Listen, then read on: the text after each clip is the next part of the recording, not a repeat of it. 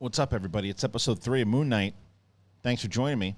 Hey, so if you're brand new to the channel, you should subscribe. You should do that. You should click that button, hit the notification button. Apparently, a lot of people don't like to click notification buttons, not just on my channel, but apparently there was a big survey, and people are like, I don't like to do notifications. Help us out. The notification button, will you? Anyway, so Moon Knight, as I'm going to get into this right now, this spoiler-heavy review, episode 3.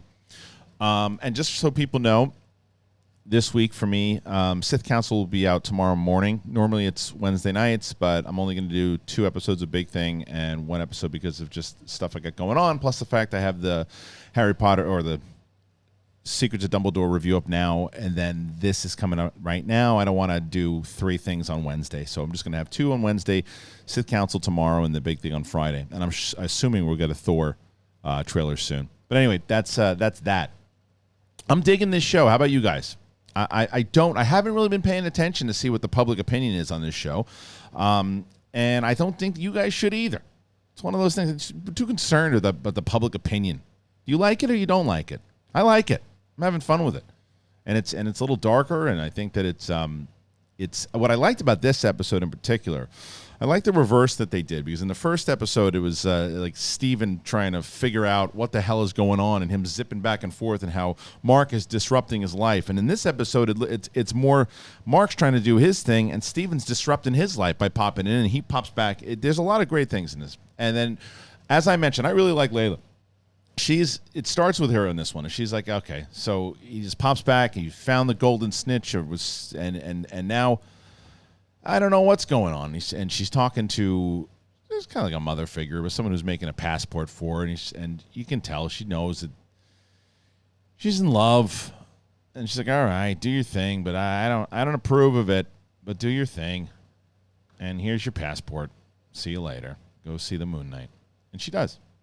And then the Scarif or the Golden Snitch, whatever you want to call it, Ethan Hawke's got it. And Ethan Hawke is this had an Indiana Jones feel to me.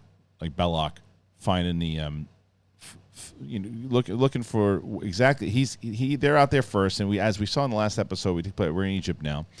And where is Stephen Knight? Yeah, sure, Stephen Knight.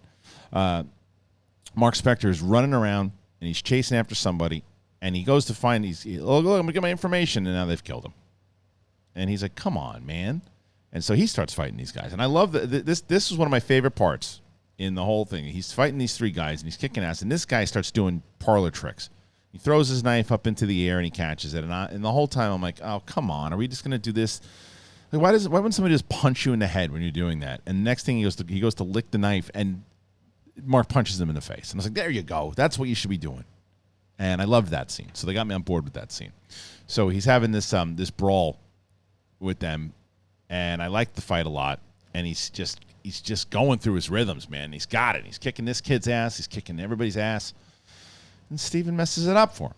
Pops into the knife, and this is where I started to really like what they were doing here. And he pops up into the cab. And it was great to see that kind of juxtaposition of how they did that in the first episode and now they do that here.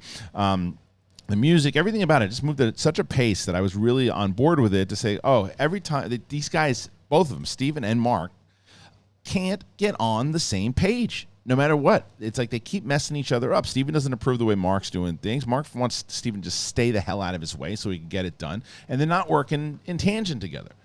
And it clearly is messing him up. And it's messing everybody around him up, because here's the kid and the other guy like, okay, we're good to go. I loved this scene too, because they walk out and they see him and they're like, I don't think he's a threat anymore. He let us go. And now he starts chasing him. He jumps on a truck. He goes, now I'm coming to get you. And they're like, what is this lunatic doing? And then he's beating the piss out of the one guy. He disappears again. And this is where I thought it was great, because he gets bonked in the back and the head. And the same guy he's choking now. Now he kills, now the guy's dead. He's like, everybody's dead. What's happening? And Steven's like, I didn't do it. He's like, well, I didn't do it either. And Khonshu, you assume Khonshu did it, but that's not a guarantee. It seems like Khonshu did it. And Khonshu goes, take this little prick and put him on the hill. He'll talk. So that's what he does. He puts him on the hill. He's like, look, all right, what do you think? You think you're going to tell me? And the kid's like, nope. And he jumps or cuts the tie and falls to his death. I love these shots, by the way. There's a lot of great shots like this where Khonshu, and whether it's Mark or Steven, they have this. I love the look of Khonshu.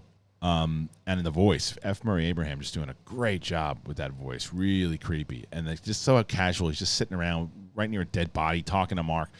And they just say, look, man, you got to, I want to talk to the gods. He's like, this, and Khonshu says, I don't think this is going to go too well. Or it could go bad. If it goes too bad, they're going to imprison me. And he's like, well, who says that's a bad thing? He's like, okay, fine. You see what you can do and how protected you're going to be if I'm not around.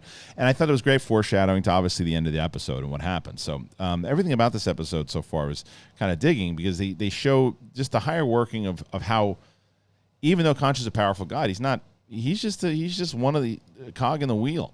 And he gets this scene was one of the coolest scenes in the whole thing. I thought the scene when you finally find the hierarchy of the gods and how they're kind of pulling to play, and not only it's the avatars are there and they're talking, but Khonshu's the one who's there pissed off, and he's just like, you guys abandoned humanity. And I got serious Eternals vibes here because they were saying, now we didn't abandon humanity, they abandoned us. And then they start to really have more of a conversation, and it looks like they're gonna go Khonshu's side. And of course, now here comes Ethan Hawke coming in and to screw the whole thing up, and he's got his agenda. And he's so creepy in this show, really creepy and really good in it. And Khonshu's so mad because this is his ex-avatar, and he goes to punch him, and they go, no violence here, dum-dum. Get out of here. And so now it's Steven and Khonshu and Mark, they're all they really have to work together. And now with Layla on their side, they go, and there's the purple boat scene where I like this too. There's a lot of relationships that they're working on here. When you're paying attention to this episode, you're working on the relationship between Mark and Steven. You're working on the relationship between Mark, Steven, and Khonshu. You're working on Layla and Mark, and then Layla and Steven. It's like there's these things that they're working on in a 45-minute episode that they're progressing not only the plot of the entire show, but they're progressing the characters. And I think that's why I was really enjoying it, because every scene kind of meant something. No matter what, if it was a fighting scene, that was what Mark is doing, and he's so used to doing his normal job where it's disrupted by Steven. And then as we see later on down the line, where Mark has to understand that he needs Steven, because Steven knows about all the archaeology stuff. He knows about all the museum stuff, and he doesn't. Mark doesn't know this stuff. And Layla says, we need Steven at this point. He's like, fine, I'll bring that idiot in. And they're trying, and even at the end of this, with Khonshu, and Khonshu it's him and Steven that are working together when he finally decides to move the day and piss off the gods and all that stuff. It's him and Steven are working together because Khonshu can't stand Steven. He calls him the idiot, calls him all these things, doesn't want anything to do with him, wants Mark to be the one, but he's starting to kind of warm up to Steven a little bit, and I like that dynamic. So yeah, the purple boat, and then they go to see the Egyptian Hugh Hefner, same robe. And he's got the he's walking around like Rick Radis for those MTS watchers, and he's and he's got this artifact, and he's pissed off. He's obviously jealous because this is Layla's husband. He doesn't like that at all. But Mark doesn't know shit. He doesn't know how to figure this out. And Steven's like, let me figure it out, man. So this is there's so many great scenes in this episode because Mark does what he does, and then again, here comes Ethan Hawke. Just what an ultimate cock blocker he is. No matter what it is, he's just coming in here to ruin stuff. And even in this one, talking about like actual cock blocking, he's telling Layla some other stuff about Mark you really don't know. Let's figure it out. And that actually goes back to the scene that I liked when they're back talking to the gods, and he's like, this guy that Khonshu has taken over, this avatar, he's not stable.